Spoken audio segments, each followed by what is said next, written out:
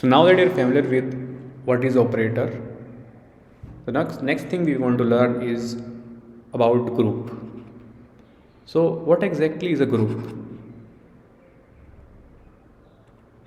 So we know that there is an operation that can be multiplication, divide, or anything. It's not that operation is always binary. We can have a ternary operation also. So operation can be anything that we define mathematically.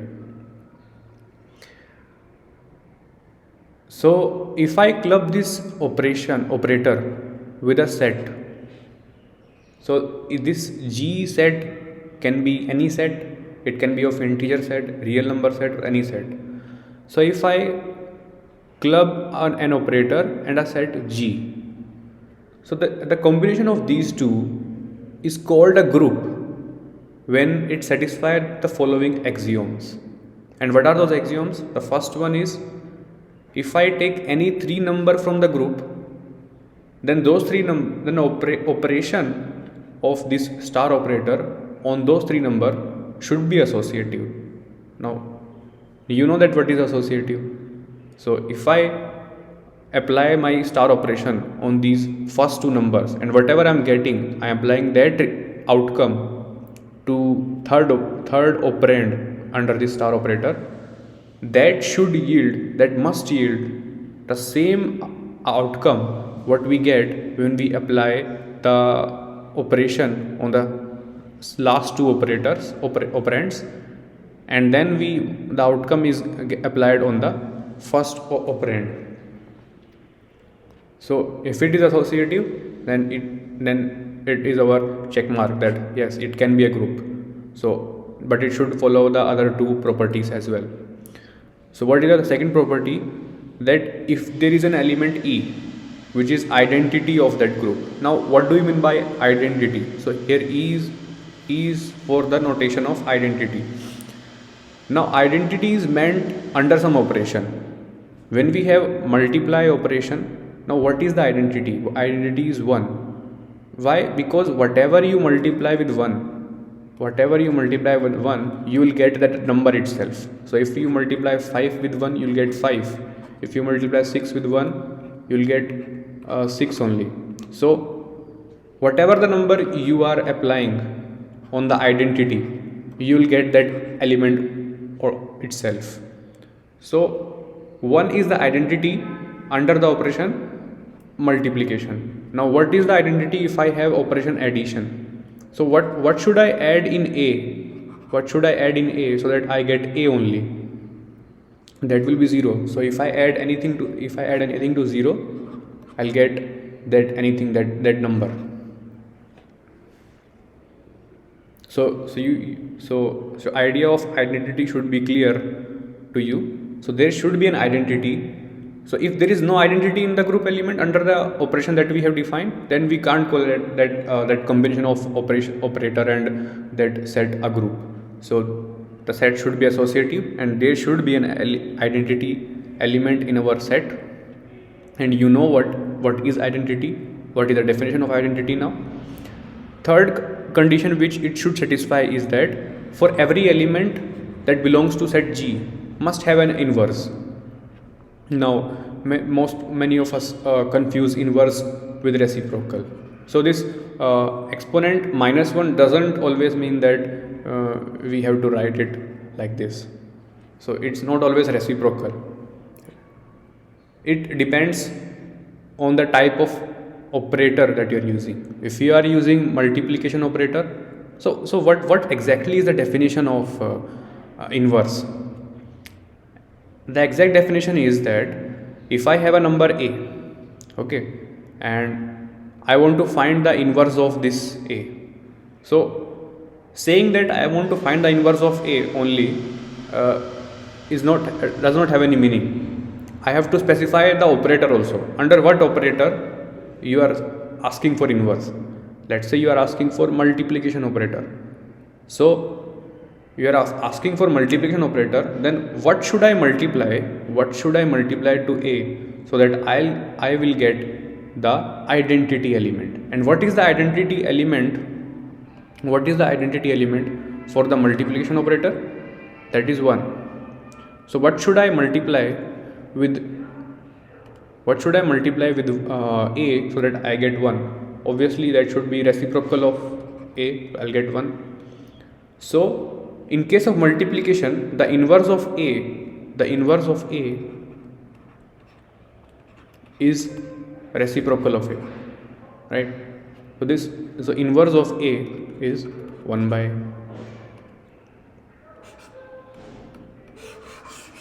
But what if the operation is addition? So same question, if I have an element a, what should I add in this number so that I'll get an identity element? Now what is the identity of addition? Identity of addition is 0. So what should I add in a so that I'll get 0? So you must have guessed it, that is minus a. So I have to add minus a to a so that I'll get 0. So we can say that under this operation plus, the inverse of a is minus a.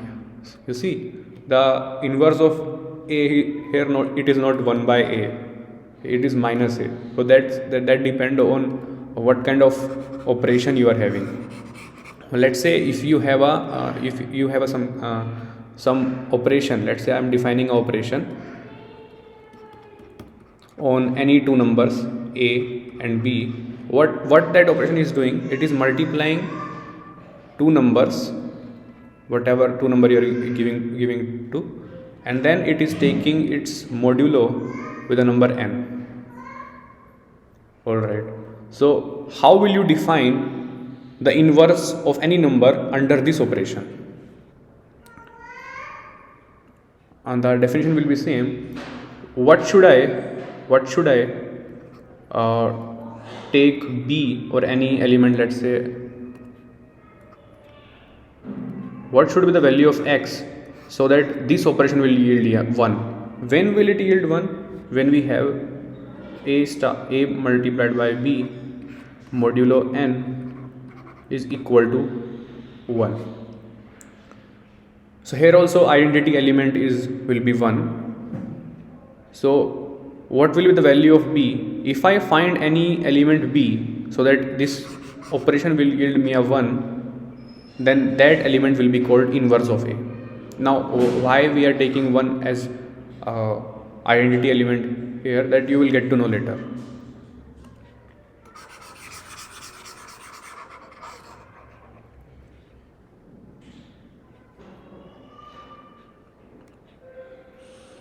Okay, so now you know that what is an inverse, and for our combination of set and operator to be called a group, there should be an inverse for every element in G. If we are unable to find the inverse of any element, if there is a number on which we are applying operator x and we are not unable to find any number x, any element x, so that we get an identity element, then in that case that combination will not be called a group. Okay, so these are the conditions, these are the axioms which must be followed in order to pass the test of group for this combination of operator and set G. Now if our group is also satisfying this additional property of commutativity, if I take any two elements from my set G, and if those two operation on those two set is commutative, if A star B is equal to B star A, we know that this property is called commutative. And if my group is commutative also, then that group is called abelian group. If this property is not satisfied, then also our group will be then also this combination is called a group, but that will not be an abelian group. If it is satisfying a commutative property, then that will be called a abelian group. Now let us see some examples. So here we have taken, in example 1 we have taken an operator matrix multiplication. So you know how to multiply two matrices. So the operator is defined as matrix multiplication over square matrices of order n. So here it is not nn, it is just n. So operation is defined as matrix multiplication of square matrices, and the set V that we have taken is all the n cross n matrices over R. R is real number, so all the n cross n matrices that we can construct using real number will come into this set M. So if I club these two things, this operator and this set M, will that be called a group? Will it be a group? Let's see if it is satisfying our property. We know that matrix multiplication is A times B or equals to A times B times C. So we know that matrix multiplication is associative. I'm not providing a proof here, but it is known that matrix multiplication is associative. Also, there is an identity. Identity is also defined for a matrix, that is we have all the diagonal elements 1 and rest elements are 0. So we have identity in our set of matrices. Okay, so we have identity and the set is associative, but can we find the inverse of every square matrices? No, we can't find inverse of every square matrices. So this combination of matrix and matrix multiplication combination, this is not a group. And because when we have singular matrices whose determinant is 0, those square matrices are not invertible. So we don't have inverse for every single element in this set M. So this combination is not a group.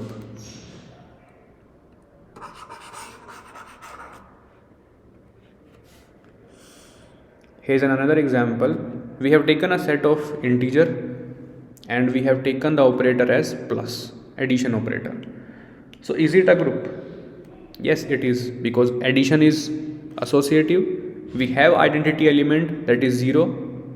Also, for inverse of every element exists in under addition. So to find inverse of any element that belongs to integer, that is just a negation of that integer.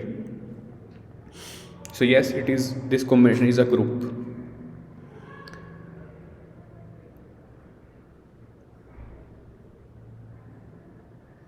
Okay, so this example is repeated from above. So here is another example, set of integer and the operation is multiplication. Is it a group? Well, multiplication is associative, right? We know that basic multiplication is associative and identity is 1 under operation multiplication. But do we have inverse of every element in this Z? So Z is basically set of all integers. Z is a standard notation of integers.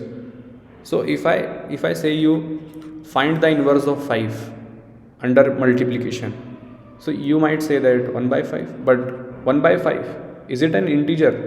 1 by 5 is not an integer, and we know that all the elements should belong to the same set, because when we saw in the binary operation video that when we apply operations and whatever the result we get, the result should be in the same set. So it is not that if the inverse of an integer is some real number, some rational number. So we can't find the inverse of 5 in the set Z. So 1 by 5 does not belong to integer. So we do not have inverse of every integer in my set. So this combination is not a group. Another example, we have a set of all rational number and the operation I have taken is multiplication. So is it a group? So we have inverse for almost every number, but we can't take the inverse of 0 because that is undefined. 1 by 0 is something that is undefined. So but what if I exclude that 0 from my set? Now I am saying that I have a set of q rational number excluding 0. I am not considering 0 in my set q. Then will it be a group? Yes, then it will be a group, because single point of failure here it is that 0 only. There is a single point of failure and that is 0. So if I exclude that, then my entire set will become a group under the operation multiplication. Okay, so one more notation here is that if the cardinality of my set G is finite, then that group is called finite group. Now what do you mean by cardinality? So this bars around the set G is used to denote the cardinality of a set G. And what is the cardinality? Cardinality is the number of elements in that set. So it is possible that we have infinite number of elements in a set, right? But what if the number of elements are finite? In that case, our set will be finite, and the group which is it making, that group is called finite group. Okay, so another example. Here we have an Zn set. So Zn, so this is also a standard notation. Zn means, so Z is, we know that Z is for integer. So we have all the integers in this set, but there is a limit. We can take integer up to n minus 1. So if I write Zp, we have all the integer from 0 to p minus 1. So if I say Z6 means all the integer from 0 to 5, 6 minus 1. So that is a standard notation. And here I am taking the operation as plus n. What does it mean? It means you are adding two number but under modulo n. So this is a operation defined. Under this operation, how am I, if I tell you that apply this plus n between two number a and b, apply this plus n operator. So what will you do? First of all, you will add these two number, and then whatever you get, I'll take modulus of those two number with n, and whatever I'm getting, that will be my result of that operation. So this is how I am defining my operation. So this is the operation and this is the set. So I have given you both things. I have given you set, I have given you operation. So will it be a group?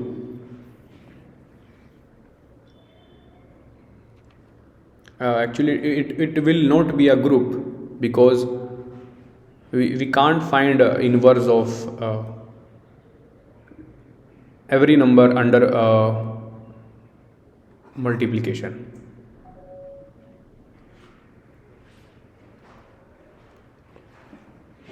So I haven't defined how to find inverse under modulo. So how will you define inverse of two number under plus n? So that should yield x plus n y equal to identity element. And for plus, we know that what is identity? That is 0. So is it possible to find inverse of every integer? Yes, every integer have inverse, and that is negation of that number. So if you tell me that to find the inverse of a under plus, so I'll say that inverse of it is minus a. So yes, this is a group. But what if I take multiplication instead of addition? And same notion, after multiplication I'll take a modulus of the outcome with n. So will I be able to find the inverse of every integer? Although I am excluding 0 here, so still I'm not able to find the inverse of every number, because product of every two number